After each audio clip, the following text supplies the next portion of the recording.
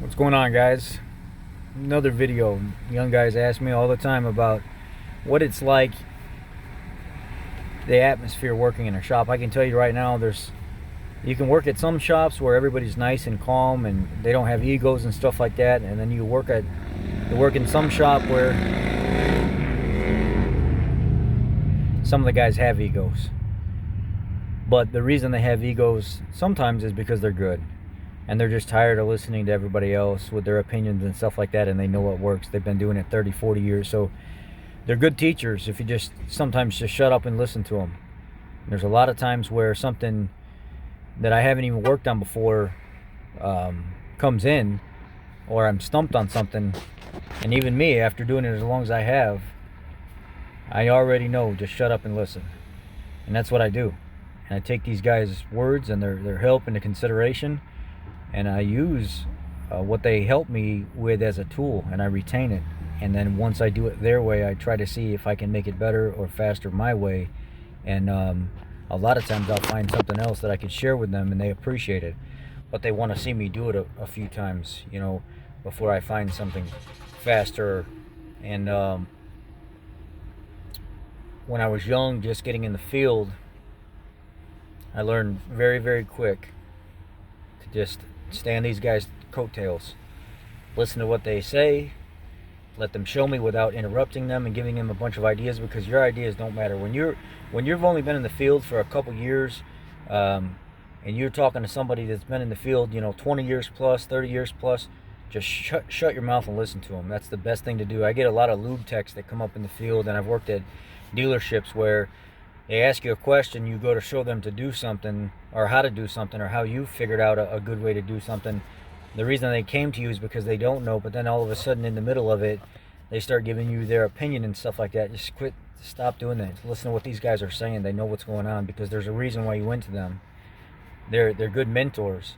Even the worst ones, even though they have bad attitudes and stuff like that, are good mentors. They've probably screwed up and forgot more than you know.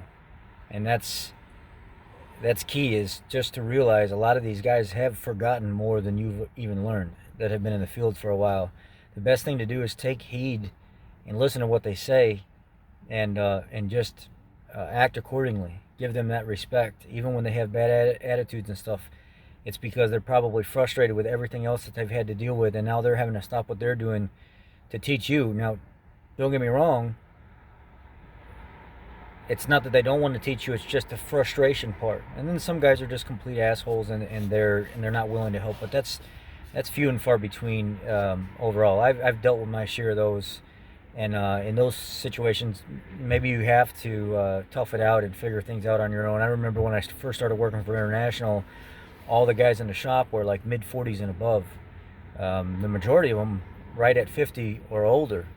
And I took to them kindly, man. A lot of them were complete jerks to me, but they were good teachers. And I looked past the fact that they were jerks because of everything that they've been through in their career.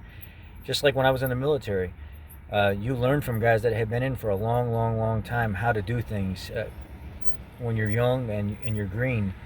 And a lot of these guys were deployed 3 and 4 times, and they were disgruntled. They were evil people. Their mind had been messed with so many times throughout their life. It's not that they were evil people to you. There's just their mind and how they've been abused for so long made them disgruntled. They're still great guys to figure out how to stay alive, how to get through situations and stuff like that. And you just shut your mouth and you learn from them, because they're some of the best people to learn from. When I was at the International dealer, I became the transmission guy, the driveline guy. A lot of guys didn't want to knock out kingpins and sit there and beat and heat up stuff and pull transmissions and do clutches, especially on these big, like when you're looking at the fuel suction units. What are they called? Vectors. A lot of the vector trucks that came in, the vacuum trucks. The transmissions that are in some of those things are freaking massive, man. And those guys that have been doing this their whole life, they like a new young guy to come into the shop that can handle that kind of stuff, so they can teach them, so it can take the load off of them, because they've been doing it so long. A lot of them, their knees hurt, their backs hurt. They want to focus on the upper end stuff, where they can be upright, where they can actually work and maneuver properly, because it's taking a toll on them. And early on, I got that experience like crazy because it got to the point where I was doing all the driveline work. I was the one that pulling the wheels, making special kingpin tools. I was looking. I was. They would show me how to take old used kingpins and grind them down, like weld handles and stuff on them, so I can set them on top of the new kingpins after I pull the locking pins out, and how to make tools whenever you didn't have tools to get the job done. How to use jacks and presses and all kinds of stuff in certain circumstances to get the job done that I would have never even guessed or figured out on my own. It was because of those guys that I learned how to do that. It was because of those guys that I learned how to pull automatic transmission dual clutches out of semi trucks without having the tool and stuff there, just by using your brain and figuring out how to get them out. I got to the point where I was doing these transmissions, these clutches, and this driveline work so fast that I didn't have to go ask questions anymore, but it was because I relied on the assholes and the nice guys in the industry to help me get there. And then I passed that information off to other people and helped them as well. It's only because of them that I was able to become successful.